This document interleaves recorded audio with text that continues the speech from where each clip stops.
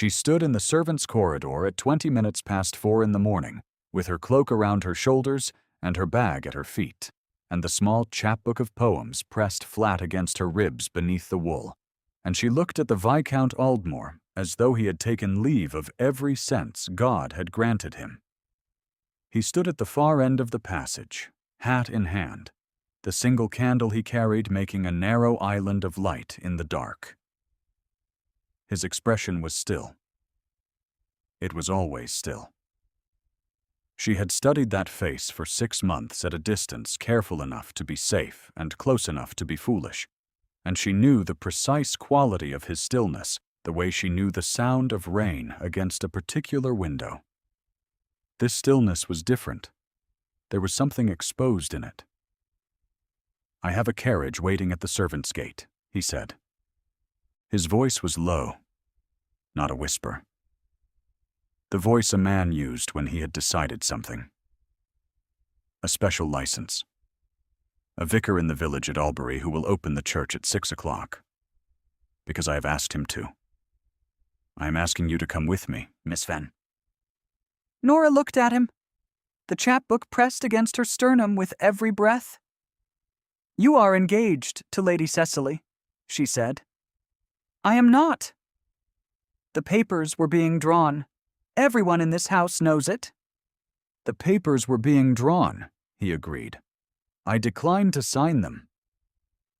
She looked at him for a long moment in which the candle guttered and his face shifted slightly, and she thought, with a clarity that surprised her, that a man who wished to deceive would not have come to the servants' corridor at 4 in the morning. A man who wished to deceive would have found a better setting. A man who wished to deceive would have brought flowers. What she said next was the truest thing she had said in 6 months. "You cannot mean this." "Nora," he said, and the sound of her given name in his voice undid something in her chest that she had spent considerable effort keeping intact. "I have never in my life meant anything more." She picked up her bag. She did not know then what she was walking toward. She knew only what she was walking away from, and that the thing she was walking toward contained him, and that her body, which had been more honest about its preferences than her mind for some months now, had already made the decision her mind was still arguing about. She followed him out into the cold. Grantham House sat in the best part of Mayfair with the particular confidence of a building that had never had reason to doubt itself. Its facade was pale stone and long windows, its entrance flanked by iron railings that the footmen kept polished to a mirror, and in the season its drawing rooms were among the most sought after in London. The Duke of Grantham had 3 daughters and a title that traced itself back to the reign of William III, and he managed both with an efficiency that left little room for sentiment.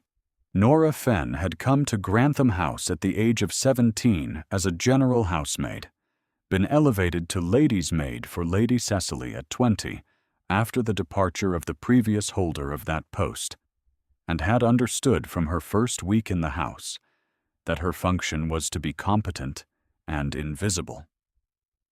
She was good at both. The competence came from her nature, which was orderly and perceptive, and given to thoroughness in small things. The invisibility came from practice. She had been educated beyond what her station strictly required, because the clergyman who had employed her mother, and later employed Nora herself, had believed, without sentimentality, that an intelligent mind deserved better than ignorance. He had taught her Latin declensions over the washing up and the proper use of the semicolon while she blacked his boots, and when she asked him once why he bothered, he had said simply that the alternative was waste, and waste offended him on principle. When he died, he had left Nora the small chapbook of Cowper's poems that had sat on his writing table for 30 years, and she had carried it with her ever since, not as sentiment, but as ballast. It was the one object in her life that had been given to her without expectation of return. At Grantham House, she kept the chapbook in the inside pocket of her apron during the day and under her pillow at night. She did not read it at Grantham House. She did not read anything at Grantham House. There were no circumstances in the schedule Lady Cecily kept that admitted of Nora reading, any more than they admitted of Nora having opinions about the arrangement of the morning room or the selection of dinner guests. She was 22 years old, and her life was organized around the movements of a woman who was also 22, and the disparity between their positions was so thorough and so unremarkable that it had stopped causing Nora any particular feeling. One did not grieve the weather. One simply dressed for it. Lady Cecily Grantham was 23 years old and had been told for so long that she was the most beautiful and eligible young woman in her particular circle that she had long since stopped treating it as information and simply incorporated it as fact. She was not unkind in the way of women who are deliberately cruel.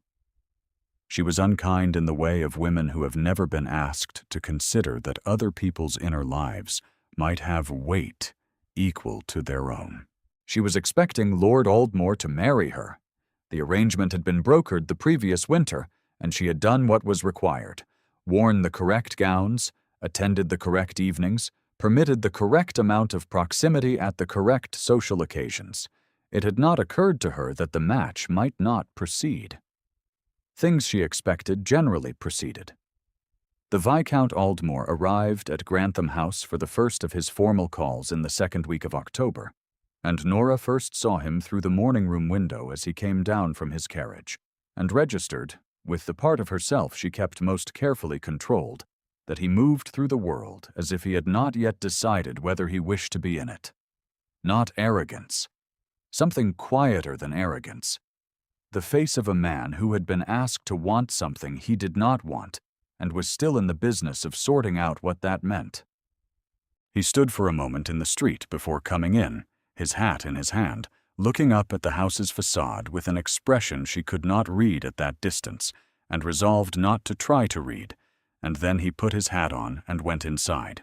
She dressed Lady Cecily for dinner that evening, and listened to the assessment that Lady Cecily offered of him, which was that he was handsome enough, and his estate sufficient, and his manners acceptable, if somewhat grave. She offered no assessment of her own, because no one had asked. She was, as Lady Cecily mentioned later that evening to the Duchess, while Nora pinned the last of her hair. She was merely the maid, Mamma. No one needed to ask her what she wanted. The Duchess made a sound of vague agreement. Nora pinned the final section smoothly and did not look up from the glass. The house had its rhythms, and Nora moved within them with the precision of a clock's second hand. Lady Cecily's mornings were her own, which meant Nora's mornings were devoted to the gowns, the correspondence that required copying, the small repairs that a lady's wardrobe continuously demanded. She did these things well and without resentment, because resentment required a belief that things might be otherwise, and Nora was 22 years old and had spent 5 years learning not to hold that particular belief. She had been careful about Hugh Aldmore. She had been careful in the way that she was careful about the fire in Lady Cecily's grate, which provided warmth but would destroy the room if she forgot what it was. She noted when he came and went. She noted the particular quality of his attention in company, which was that he watched things rather than people, and watched one person rather than the room. And that person was never Lady Cecily. She told herself this observation was of no consequence. She had a gift for useful observations that led nowhere. On the 14th of November, she rose at 5 in the morning to retrieve a gown Lady Cecily had decided she wanted altered by morning. And because the sewing-room's small fire had gone out, and the chill was considerable, she went instead to the library, which had a hearth she knew the night footman kept burning.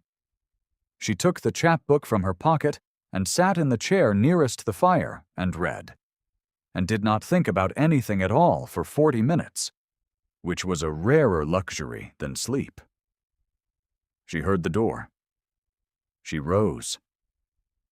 She would have left if there had been time to do so without making the moment more charged than it already was, but he was already in the room, and the light from his own candle met hers. He looked at her. Then he looked at the chapbook in her hand. "Cowper," he said. "Yes, my lord." He did not tell her she should not be here.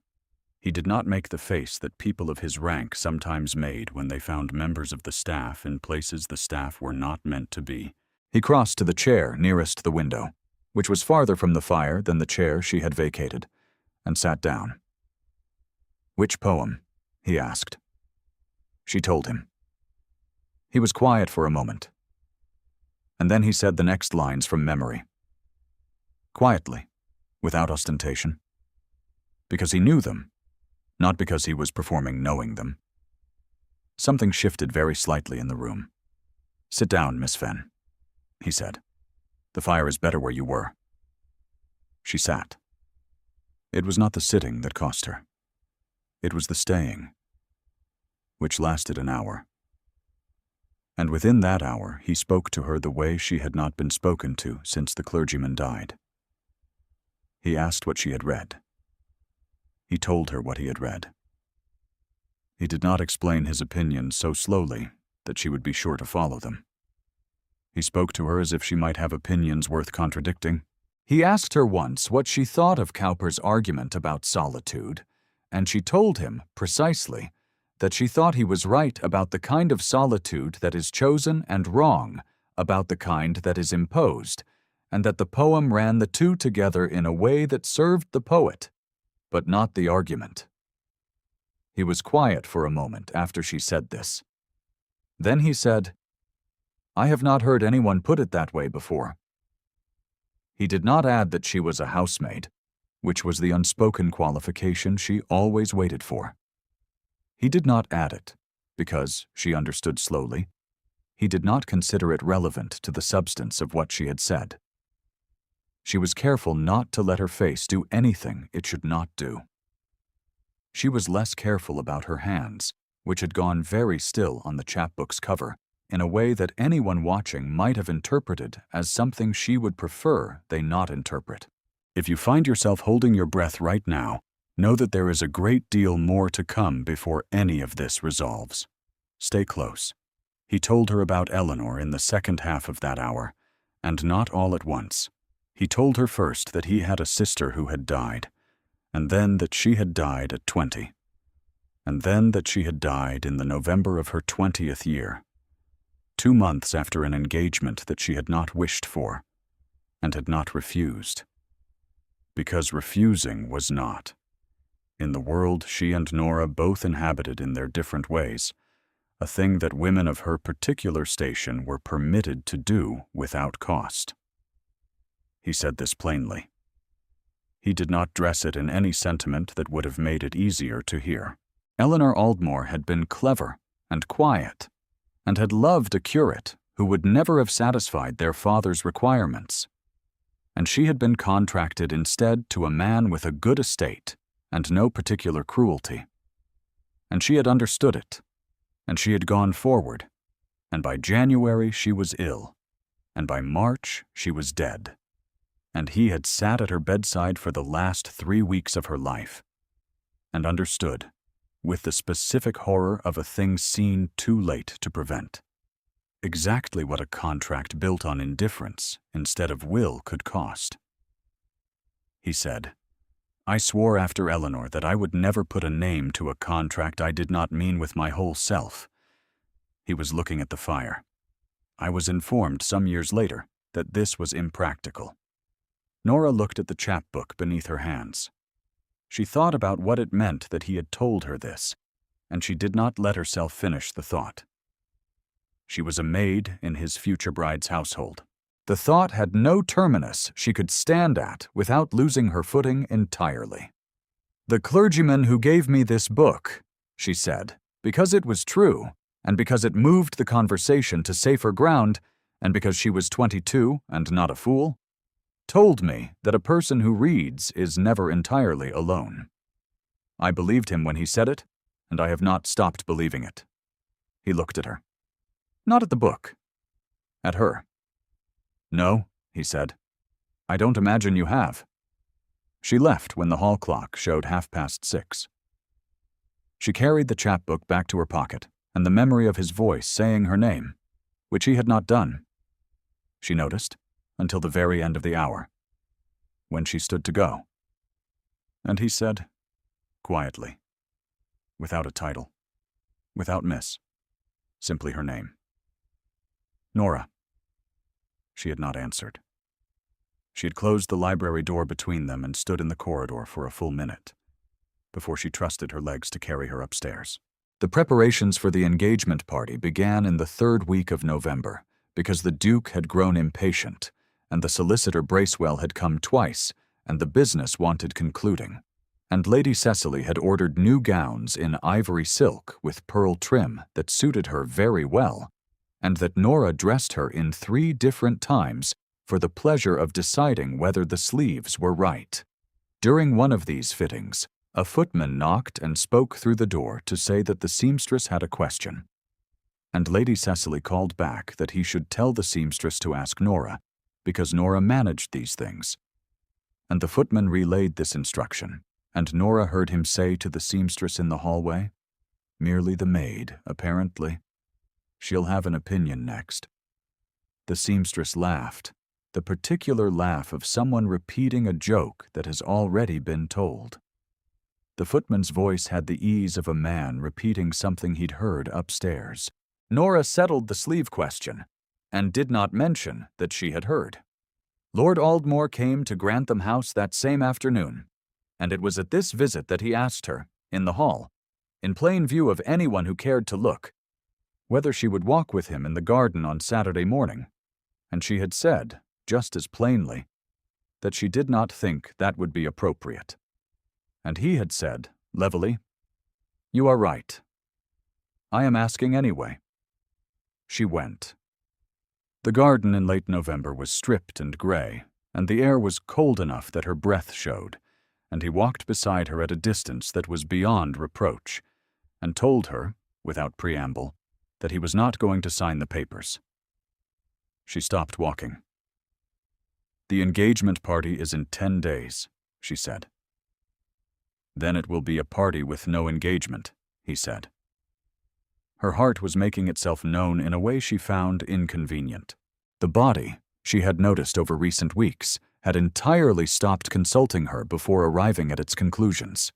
She could feel his proximity at the edge of her peripheral vision, the dark blue of his coat against the gray garden, and it occurred to her, with a force that was almost anger, that she had not asked for this, that she had been careful, that she had spent 6 months being careful, and he had disassembled all of it simply by sitting down in a library and speaking to her as if she were a person.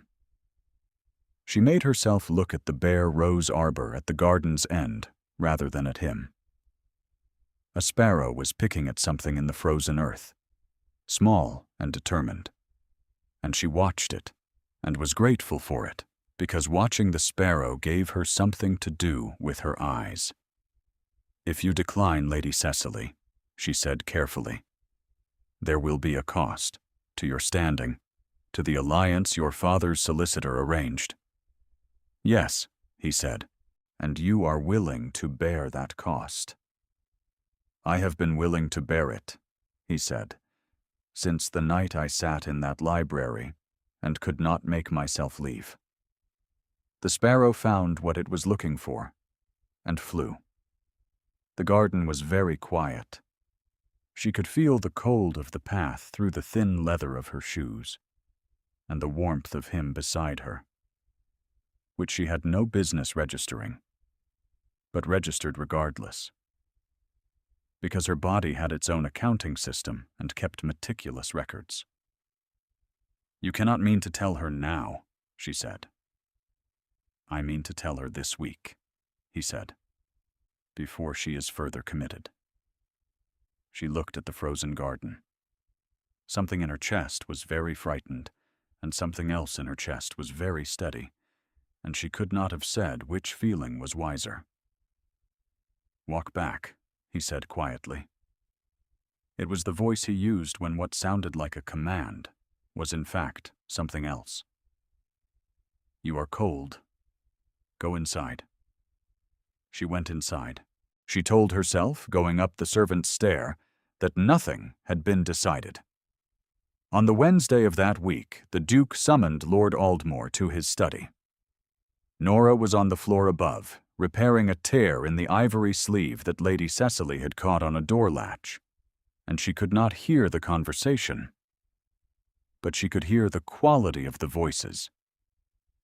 And the Duke's voice had the particular register of a man who had expected one thing and been given another. That evening, Lady Cecily came to her rooms in a state that she managed with dignity, but that expressed itself in the set of her shoulders and the particular brightness of her eyes, and she said very little. And Nora brushed her hair and said nothing, and the silence between them had a weight that Nora had not felt before in this room. On the Friday, the Duke found the garden log, which one of the footmen had mentioned to the housekeeper, who had mentioned it to the Duchess, who had mentioned it to the Duke. Nora was called to the drawing-room. She had known it was coming, and she stood very straight, and she did not look at anything that could be used against her. The Duke stood at the window. Lady Cecily sat in the chair by the fire. The Duchess was at her writing table and had gone very still. Lord Aldmore was not in the room. "I am told," the Duke said without turning, "that Lord Aldmore has been meeting with you privately. We walked in the garden once, Your Grace." "Under what encouragement from you?" "None, Your Grace," Lady Cecily said, in a voice that was perfectly modulated and entirely without warmth. "She has been carrying on under my roof for 6 months. I have not said anything because I thought she knew her place. Apparently I was mistaken." She looked at Nora directly. "She is merely the maid. Aldmore should feel the indignity of it." The Duke turned from the window. "You are dismissed, Miss Fenn," he said. "Collect your things. A reference will be sent if your conduct warrants it." Nora said nothing. She lowered her eyes, which was the only gesture of deference she could produce, and she turned and she went upstairs, and she sat on the edge of the narrow bed in her room, and she put the chapbook on the blanket beside her, and she looked at the wall for a long time. She had nowhere to go. The clergyman who might have taken her in was 3 years dead. She had no family in London and no savings beyond 6 weeks. She had been in service since she was 17, and her entire life was a set of rooms that belonged to someone else. The worst of it was not the dismissal. The worst of it was that she understood, with a terrible clarity, that she had been right all along to be careful, and that the single breach of that carefulness had cost her the only security she had managed to construct for herself, and that the man who had asked her to walk in the garden had not thought, perhaps could not have thought from his position, what the cost would fall on if things went as they had gone. She held the chapbook and did not read it. The fire in her small grate burned low, and she did not rebuild it, because she would be gone in the morning, and the coal was not hers.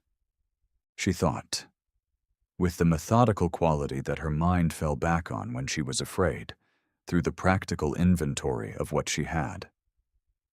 6 weeks of wages saved. The chapbook. The cloak. 1 gown besides the one on her back.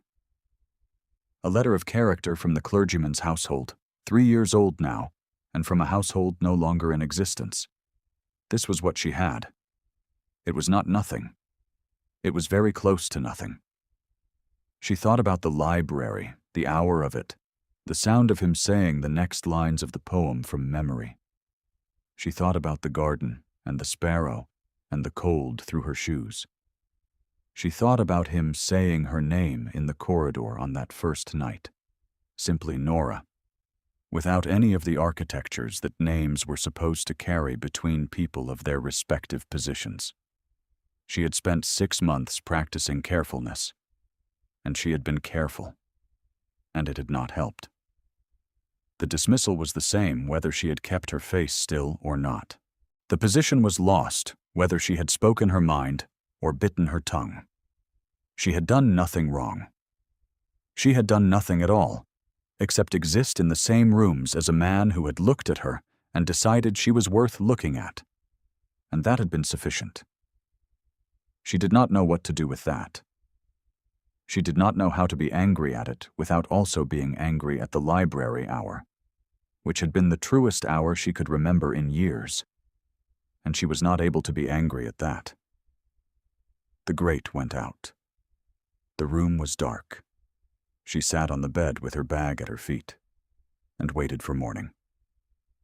She did not expect the knock at her door at 11:30. When she opened it, Mrs. Patchett stood in the corridor with a candle and a covered plate, and the expression of a woman who had been a housekeeper for 30 years and had seen a great many things done badly by people who should have known better. "Eat," said Mrs. Patchett. "Whatever you are deciding, you will decide it more clearly, with something in you." Nora took the plate. Mrs. Patchett did not leave. "He sent a note," Mrs. Patchett said. "To me. He asked that you receive it." She produced a folded piece of paper from her apron pocket and held it out. Nora read it. It was not long. He told her that he was sorry for the consequence, that he had not been as careful of her position as he should have been, and that if she was willing, he would be at the servants' gate at 4 a.m. with a carriage and a license and a great deal to answer for. He said that if she did not come, he would understand, and that he would secure her a reference from a peer of his acquaintance and whatever practical assistance she would accept. He said that he was asking because he had not been able to stop himself from asking, and that he knew the weight of what he was asking. He signed it with his name only, not his title. She read it twice. She read it. She ate the food that Mrs. Patchett had brought her. She looked at the chapbook. At 3 a.m, she put on her warmest gown and her cloak, and she packed her bag, which did not take long, and she put the chapbook in the inside pocket of the cloak, and she went downstairs. He was there. He had said he would be there. And now the cold open comes full. The narrow candle. The still face with something exposed in it. The question that was not quite a question. She looked at him and said again, "You cannot mean this." He said her name. She picked up her bag. They were married at 6:15 a.m. in the church at Albury, with the vicar and his wife and the sexton as witnesses, and snow was beginning to fall on the churchyard outside the leaded window, and Nora stood in her everyday gown with the chapbook against her ribs, and Lord Aldmore standing beside her. And she understood, as the vicar spoke the words, that her life had just divided cleanly into a before and an after, and that she had no certainty about the after, except that it contained a man who had sat down in a cold library and spoken to her as if she were a person worth speaking to. They spent 3 days at a posting house in Surrey, quiet days with a parlor fire and no visitors, and time that had a texture she did not recognize at first, and then recognized as relief. She read the chapbook by the window in the mornings. He read beside her, and sometimes he said the next line of whatever she had been reading, because he had known the poems longer than she had, and the sound of that, the familiarity of it, was something she had not expected to feel for a very long time, and was not sure she had earned. They talked in those 3 days in a way that the previous 6 months had not permitted. She told him about the clergyman, his particular way of teaching through insistence on precision, his contempt for vagueness in argument, his theory that any idea that could not be said plainly was probably not yet understood. He listened with the attention of a man to whom these things were not foreign, and when she finished, he said, "He sounds like a man who took the world seriously." She said yes. That was exactly it.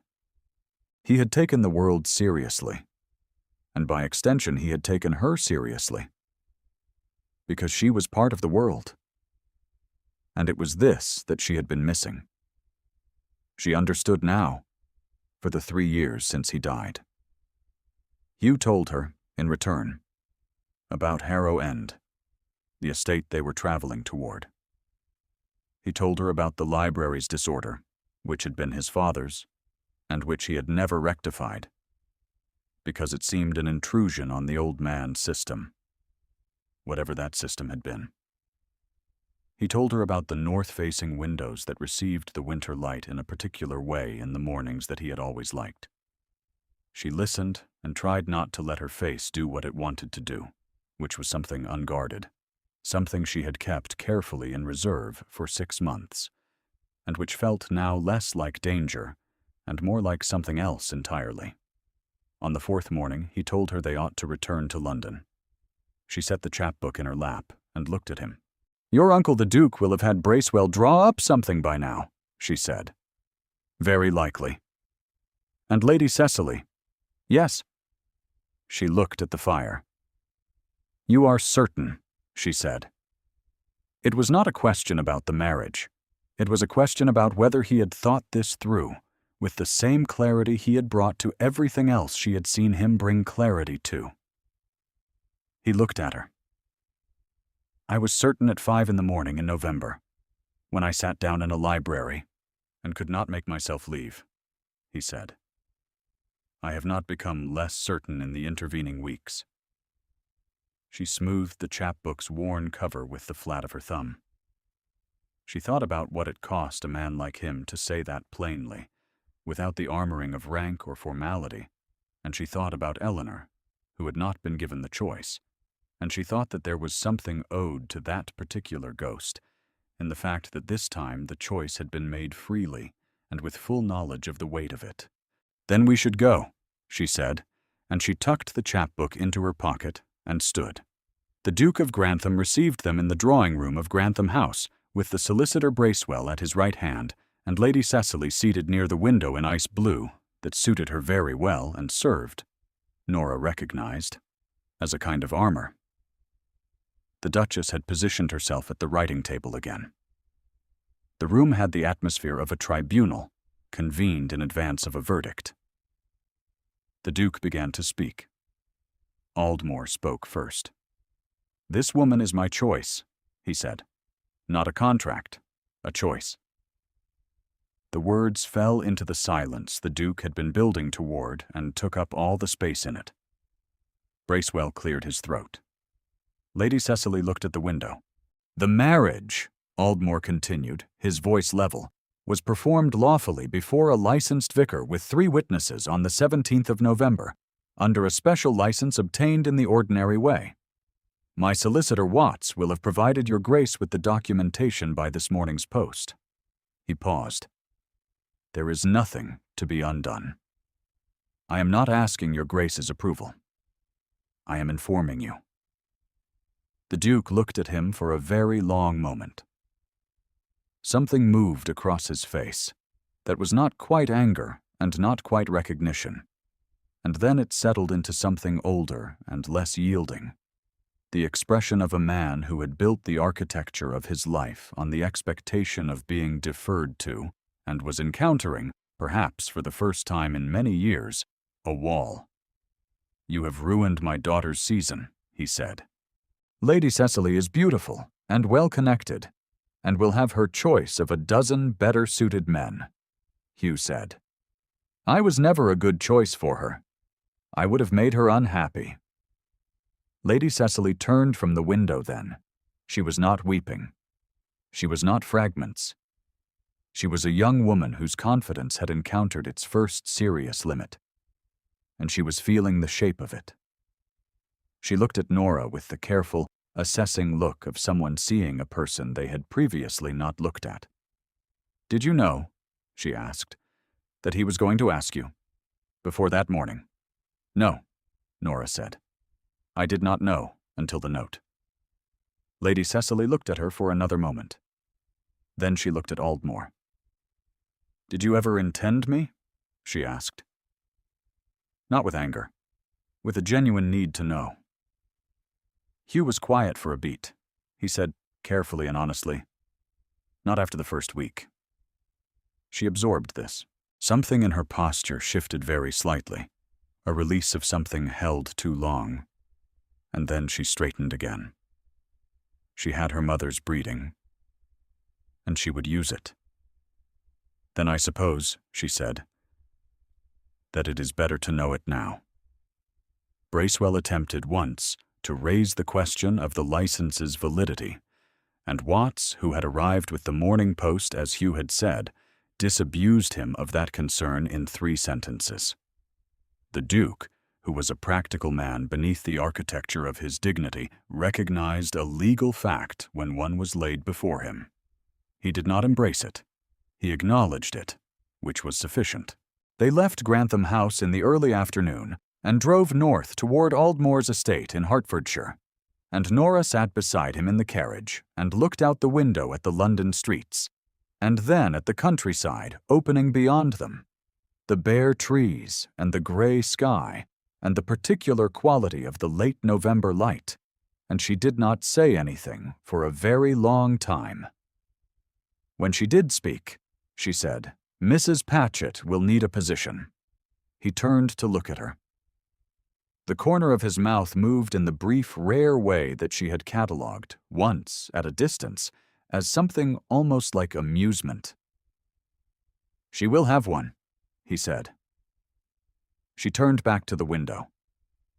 She put her hand in her pocket and felt the chapbook there, worn cover and all. And she thought about the clergyman who had given it to her, who had told her that a person who reads is never entirely alone. She had believed him then. She believed him more precisely now.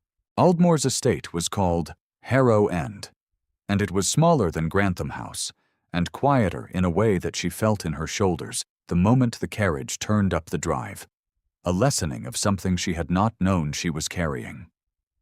The stone of the house was local gray, unfashionable by Mayfair standards, warm in the winter light.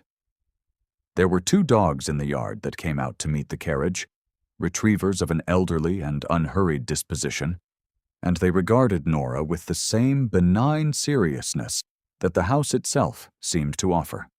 The housekeeper who came to the door was a young woman who had clearly been managing things on her own for some time, and was quietly relieved to have someone home. The library was large and slightly disordered, which she had not expected, and it faced north and received the winter light at a good angle in the mornings, and on the morning after their arrival, she found him already there, and he moved a stack of volumes so she could reach the chair nearest the window, and she sat and took the chapbook out and read. Mrs. Patchett arrived in the 2nd week of December. She assessed the house with the thoroughness of a woman who took her work seriously, made 7 recommendations, 3 of which were implemented immediately, and settled in with the air of someone who had been in the wrong position for a very long time and was satisfied to have found the right one. The snow came properly in the week before Christmas, deep and soft, covering the drive and the garden and the bare trees beyond the fence, until everything was the particular white that made the world feel muffled and deliberate. Nora sat at the library window with the chapbook open on her knee and watched it fall, and heard the door open behind her, and felt his hand settle on her shoulder, the warm weight of it, not a command and not a question, simply the presence of a person who had made himself the fact of her life, and knew it. She set her hand over his. Outside, the snow went on falling. The chapbook lay open at the page she had been reading, a poem about the mercy of small things, the quiet grace of an ordinary day. The fire in the grate behind them held the room against the cold. She was home. There was no other word for it. Not the house, not the title, not the particular quality of the winter light through a north-facing window. The word named what he had made of her life by sitting down in a library and refusing to leave until she understood that he saw her. She had spent 6 months being careful not to let herself want what she wanted.